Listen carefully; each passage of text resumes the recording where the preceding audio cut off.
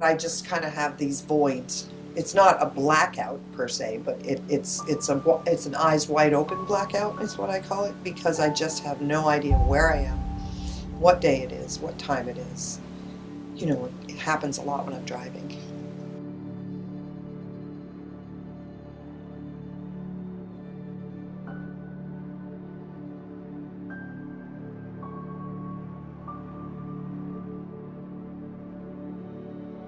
Right away, I started discovering things that were different. So I called the neurologist back and kind of asked him what might be the cause. And of course, at that time, I was still very swollen, and it was only a few months out from the surgery. Since then, I've done my own digging and my own discovery, and I've seen the neurologist that actually ordered the MRI, and she did another one. And that's where it was found that they had burned my right temporal lobe, permanent damage to that, which was one of the risks.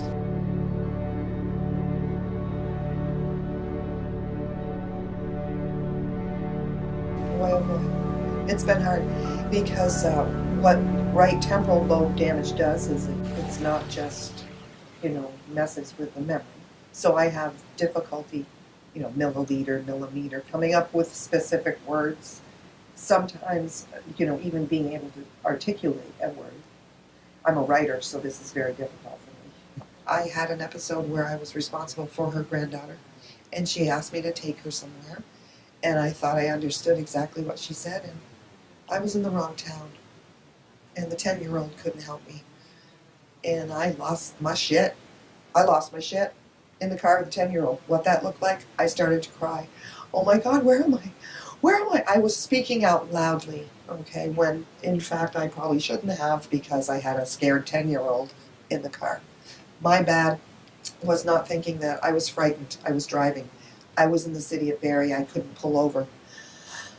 I couldn't breathe. I didn't know, so she saw that. Finally, as the time's growing closer to the time I have to have her to this place, I called her grandmother, my friend, and I was supposed to be in Montpelier.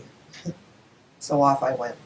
But the granddaughter went back and shared the experience with her grandmother, and, she came back to me and was less than understanding about that. But that's okay. That's all right. I understand it now. And I totally apologize to the little girl for freaking out, making her feel scared, because I didn't know where I was. But that was the first episode. That was the first episode that I'd ever had on the road. The very first one. No wonder I was panicked, for criminy sakes. That was the very first one. So, not a good thing that it was, had Vivian in the car with me, but in hindsight, it sure was.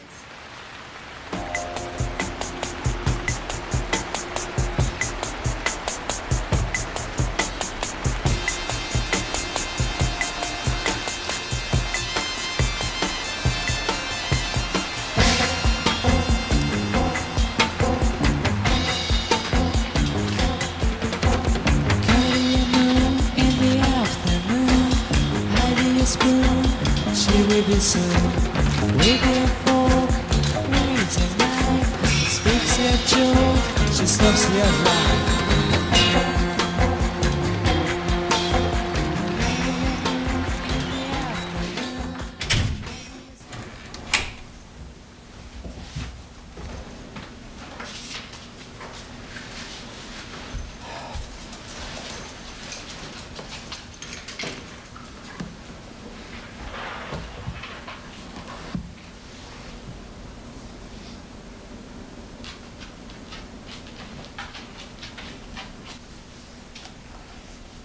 Can I ask you something?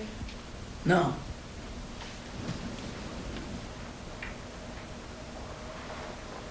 I really need to tell you something, actually. No, please don't.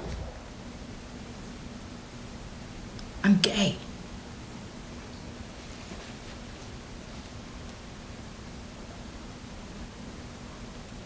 Pass me the salt. What? Pass me the salt. I'm gay. I'm gay. And the pepper.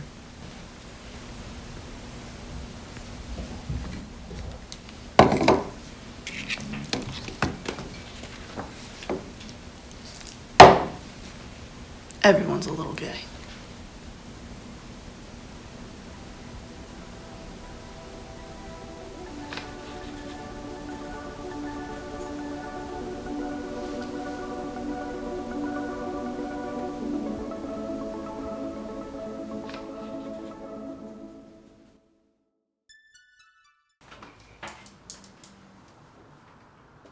So, did you want that in a box or cremated?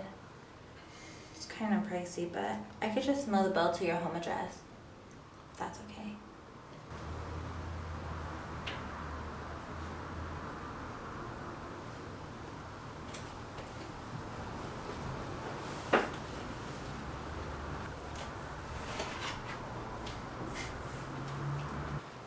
You know, I guess I knew she was sick.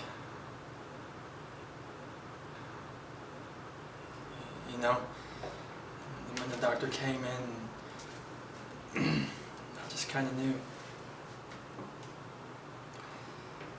know, I haven't been the very best cat owner. You know, she was such a beautiful cat. I mean, you just don't know all the things they do until they're gone. Priced, I mean, you know, who has $3,000 for a cat surgery? A lot of people have money for cat surgery. A lot of people, but she still lived a really good life until just a few minutes ago. I took that cat's life because I had to. I know it's super unfortunate what happened, but do you want her in a box, cremated, liquefied into water, or I could just mail you the bill to the home address, if that's okay.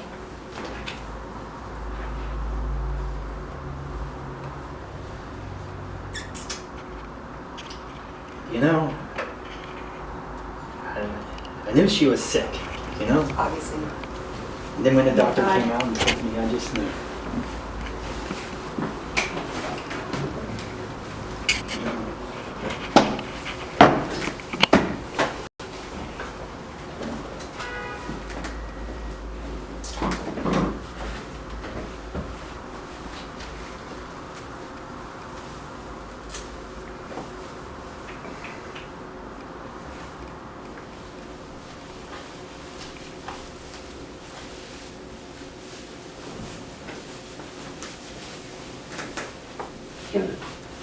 Fiona.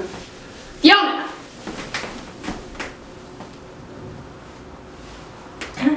Come here, please.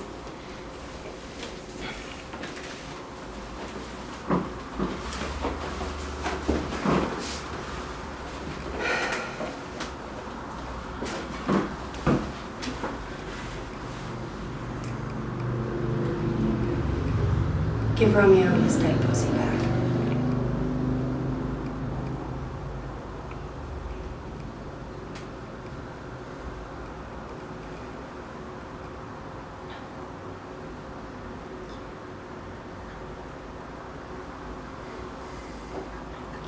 Give me my pussy, Juliet. Give it back to him. Now! I want my pussy.